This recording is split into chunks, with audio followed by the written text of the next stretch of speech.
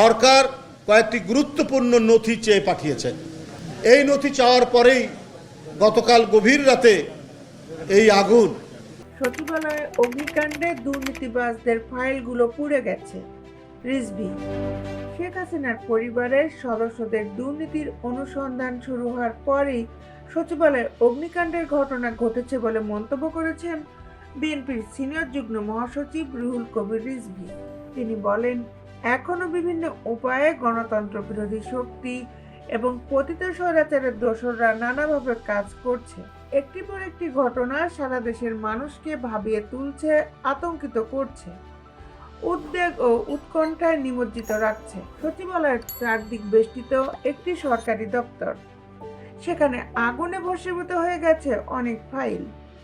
তার মধ্যে সবচেয়ে বিতর্কিত দুর্নীতিবাজ সাবেক ক্যাবিনেট সচিব। রিজভী বলেন, আজকে সারা দেশের মানুষ সন্দেহ পোষণ করছে, কারণ বুধবার দেখেছি শেখ হাসিনার নিকটজনদের বেশ কিছু ফাইল তলব করেছেন অন্তর্বর্তীকালীন সরকারের উপদেষ্টা। এর ফলেই এই ধরনের ঘটনা সচিবালয়ে ঘটেছে। এসব ঘটনা বিচ্ছিন্ন কোনো ঘটনা নয়। শুক্রবার রাজধানীর কাকরাইলের ডিপ্লোমা ইঞ্জিনিয়ারিং ইনস্টিটিউটের জাতীয়তাবাদী 88 এসএসসি ব্যাচ আয়োজিত আলোচনা সভায় প্রধান অতিথির বক্তব্যে তিনি এসব কথা বলেন। অন্তর্বর্তী সরকারের উদ্দেশ্যে রিজভী বলেন, তারা স্বৈরাচারের দোসরদের চিহ্নিত করে ব্যবস্থা নেয়নি।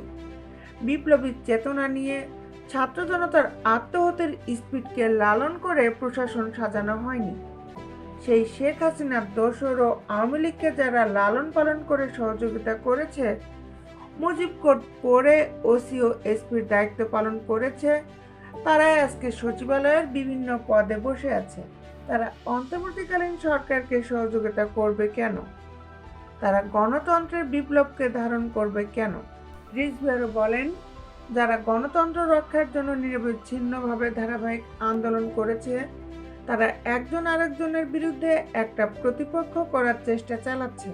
কিন্তু অন্তর্বর্তীকালীন সরকার সেটা বুঝে হোক কিংবা না বুঝে হোক সেই প্রতিপক্ষ হওয়ার দিকেই যাচ্ছে। তাদের বয়ান এমন যে যারা রাজনীতি করে, যারা বড় রাজনৈতিক দল গণতন্ত্রের জন্য লড়াই করেছে, তাদেরকে তারা প্রতিপক্ষ তৈরি করছে। তিনি আরও বলেন, নির্বাচন তো গণতন্ত্রেরই একটা অনুষঙ্গ। আপনারা এটাকে মাইনাস করছেন কেন? সংস্কার চলবে, নির্বাচন চলবে।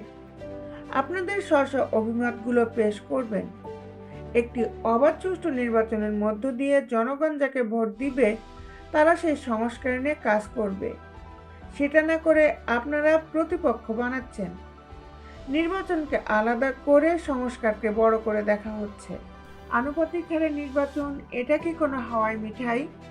এমন মন্তব্য করে বিএনপির সিনিয়র যুগ্ম মহাসচিব বলেন, এটা আনুপাতিক হারে নির্বাচন, এই জিনিসটা কি জনগণ জানে না।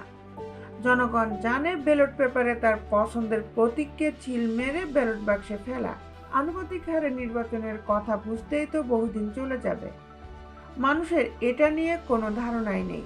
তিনি আরও বলেন, হঠাৎ করেই এই প্রসঙ্গগুলো নিয়ে আসা মানে যারা সরাসরি জনগণের ভোটকে ভয় পায়, যারা প্রত্যক্ষ ভোটের প্রতিযোগিতায় ভয় পায় এবং যারা ঘোলা পানিতে মাছ শিকার করতে চায়, তারাই আনুপাতিক হারে ভোটের কথা বলছে, নির্বাচনের কথা বলছে।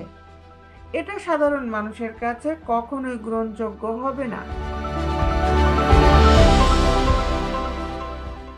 দেশ বিদেশের আপডেট নিউজ পেতে আমাদের সাথেই থাকুন। Justice television, Dhaka.